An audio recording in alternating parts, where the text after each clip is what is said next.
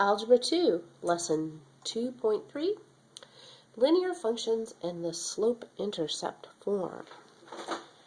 Alright, we have our learning goals for today, and it is quite long, and yes, we are going to get through all of these in this lesson. We will be able to find slope-intercept form of a linear equation when open the y-intercept. 2, shown a graph of a linear function. 3, given an equation in standard form. Also, we will be able to calculate the slope if we're given 2 points and be able to graph a line given an equation in slope-intercept form. And our question for this and several other lessons that we're going to do is, how can I represent a linear function? Alright, we have a bit of vocabulary. We have linear function, linear equation, slope, y-intercept, x-intercept, slope-intercept form, and standard form. And there's also some formulas that you're going to see. So these formulas, this one is for slope. This is the slope-intercept form of a linear equation. And this is the standard form of a linear equation. Just so you know, this triangle y over triangle x means delta, and delta stands for the change in. When we talk mathematically, that is a symbol, mathematical symbol for change. Alright, so we have already spoken about what a function is. And a function is one where you have one and only one range value for each domain value, so that every time you put an x, a value for x into your function, you should get a different value for y.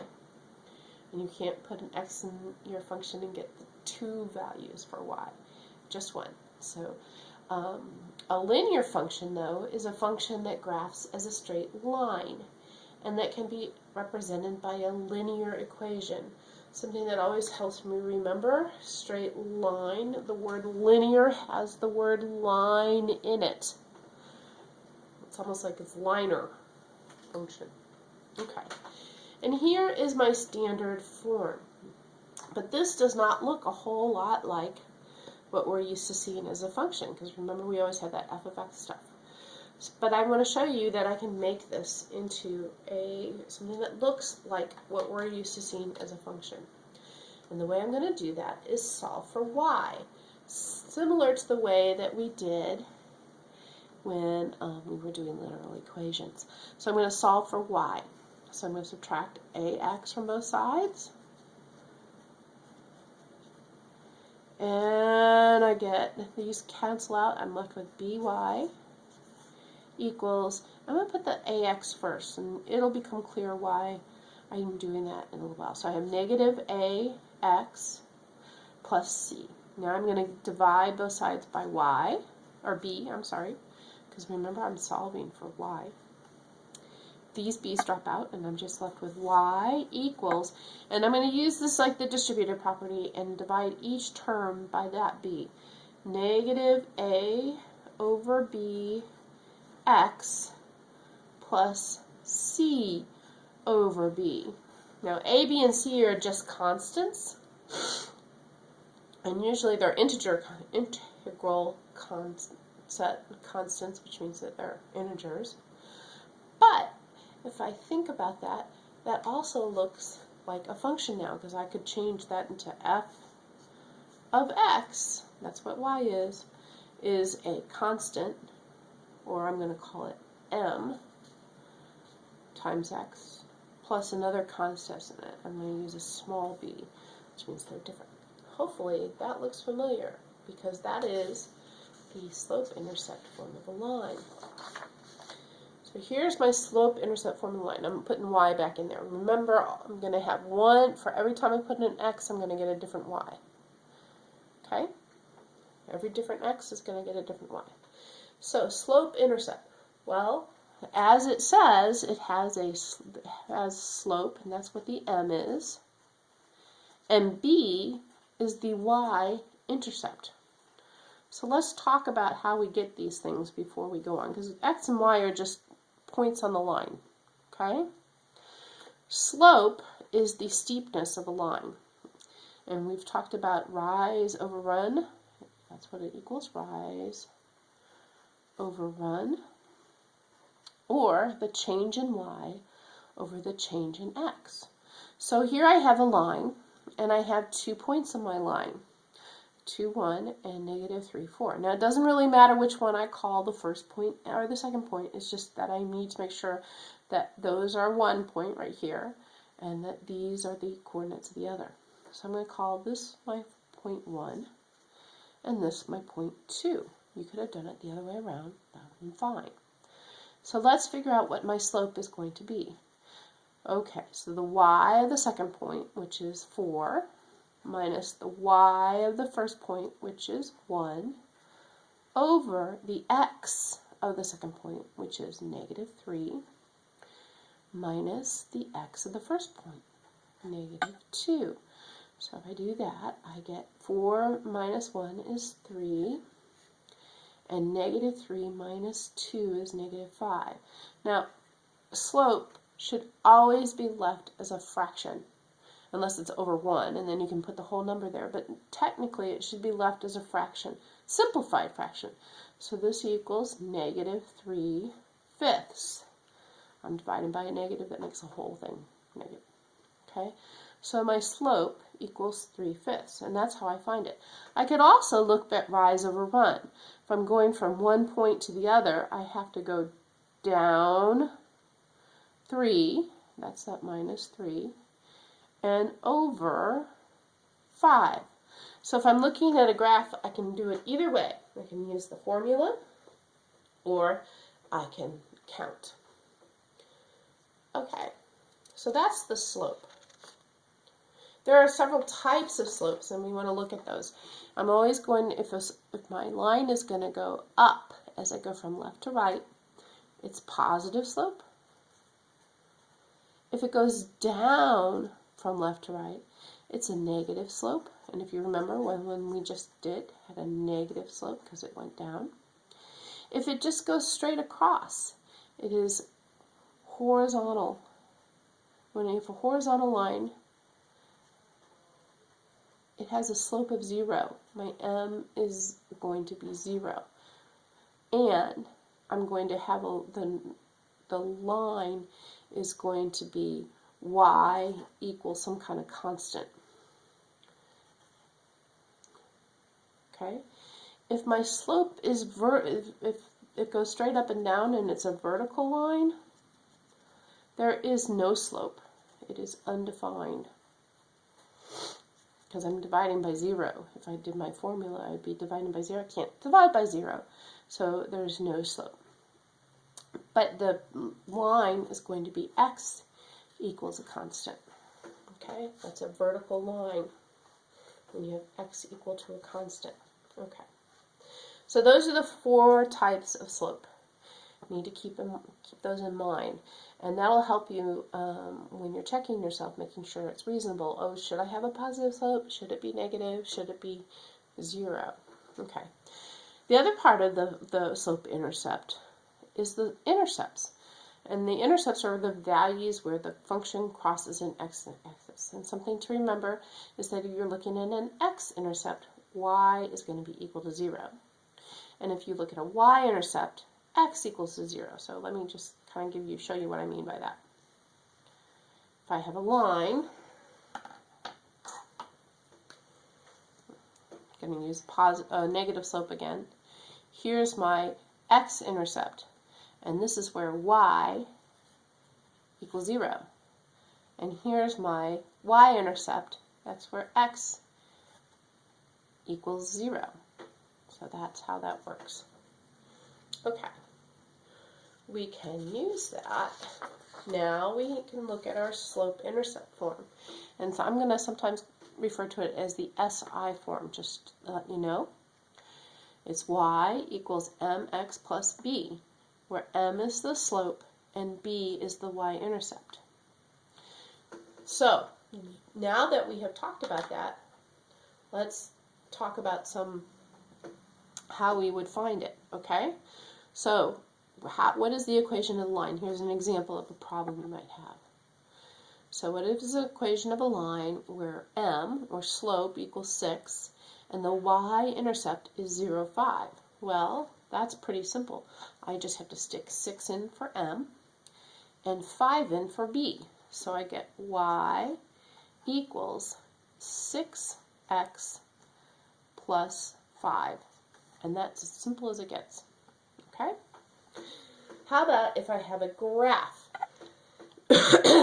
Excuse me. Here's a graph. Let me get a little clip off of it because we're going to do our work underneath the graph. I'm going to move this over here. Here's my graph, and I have 2 points on here. Notice one of them, and that's important. I look for the y-intercept, and I look for one other point. So here's another point. So my y-intercept is -3.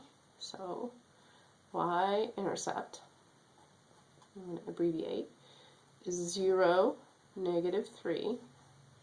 And then my next point, -2, -2. So I can find the slope between these 2 points is, if I call, let's call my y-intercept 0.1 and my -2, -2, 0.2. So I can take my formula, which is the second y minus 2 over minus the first y, which is minus -3 over the second x, which is also -2 over the, okay. So I have -2 minus -3. Well, remember when we have subtracting, usually change it to adding the opposite. So I have -2 plus 3, which is going to be 1. -2 minus 0 is just -2. Slope is -1/2. Now I have the y-intercept and my slope, and I can put them into my formula. Y equals -1/2 x -3. And if I wanted to make that -1/2 x minus 3, that would be fine. Okay, so I just put in my slope and my y-intercept. Okay. We also need to change the form of the line into slope-intercept form. Now I'm going to remind myself up here, my slope-intercept form is y equals mx plus b. So basically what I'm going to be doing is solving for and then rearranging the terms so it looks like this. Okay? So I'm going to do that here. Solve for y. I'm going to subtract 3x from both sides. And I get 2y equals 18 minus 3x. And I'm going to divide both sides now. And I get y equals 18 divided by 2 is 9 minus 3 over 2. I'm going to leave as just a fraction, 3 over 2. Now this is almost like this, but I just need to move things around so that, remember, this minus goes to my slope. So y equals -3 over 2x, and there's nothing in front of my 9, so that must be positive. That's the equation of that line. Now, how about the other one? Ooh, it has fractions. Well, let's think about the fractions. Let's try just solving it for y and see how it goes. Okay. So this one, I'm going to subtract 1/6x from both sides. Minus 1/6x. And this time when I do this, I'm going to go ahead and put the x term first. I know I'm going to want it first. So I'm going to put minus 1/6x plus 12. Okay? Now, I have to get rid of that 2/3. So to get rid of the 2/3, I'm going to multiply both sides by the reciprocal, because then 2/3 goes to 1. So I'm going to multiply this side by 3 over 2, and I'm multiplying this whole side over 2. So these two go away, I'm just left with y. So 1/6 times 3 over 2, and it's negative. I just multiply straight across. 1 times 3 is 3. 6 times 2 is 12. X. Same thing here. 12 times 3 is 36. And this is like 12 over 1, so 1 times 2 is 2. Now I just need to simplify the fractions. Now if you did the cross-canceling, that's perfectly fine. I'm just trying to make it easy as possible. 3 goes into both of those. 3 goes into 3 once, and 12 4 times. And 2 goes into 36 18 times. So my equation becomes y equals negative 1/4 x plus 18. Just so you know this, it doesn't always come out with a negative slope. It seems to, but it doesn't. Only if you start with a positive x over here. Okay, so that's how to change the from a standard form into a slope-intercept form. Solve for y. All right, now graphing the linear equation. If we already have, or to graph a linear equation, we have 4 steps. First one is to get an equation into standard or slope-intercept form. 2, then we need to plot the y-intercept, which I call the starting point. And then we use the slope to find the second point from the starting point. And then draw a line through the 2 points. I don't want it just between, I want it through, which means it extends on each side. Because lines, if you remember from your geometry, don't end. Okay, so we have examples, and I have a little bit of graph paper here. Once again, I want to remind you that you want to use graph paper for these. Okay, so first thing we had to do is get it into slope-intercept form. And we just talked about how to do that. So we're going to go ahead and do that for our first one. I'm going to subtract 4x from both sides. And I get negative 7y equals negative 4x plus 14. Ooh, this doesn't look fun, but I don't think it's going to be as bad as it looks. And then I divide both sides by negative 7. Remember that I want to leave my slope as a fraction. Rise over run. So negative 4 over negative 7, that'll become positive 4/7 x plus 14 divided by negative 7 is just negative 2.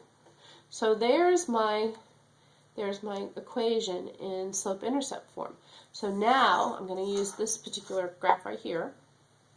I'm going to plot my y-intercept, which is at negative 2, right there, and use my slope to find the next one. Remember, this is rise over run. So that means I'm going to go up 4 from this point, from the first point that I put on the y-axis. 1, 2, 3, 4, and over 7.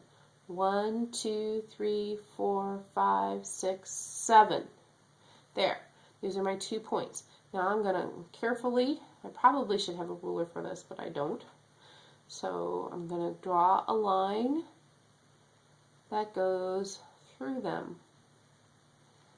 Notice I'm extending my line past those 2 points and putting arrows on it to show that it doesn't just end there, it goes on.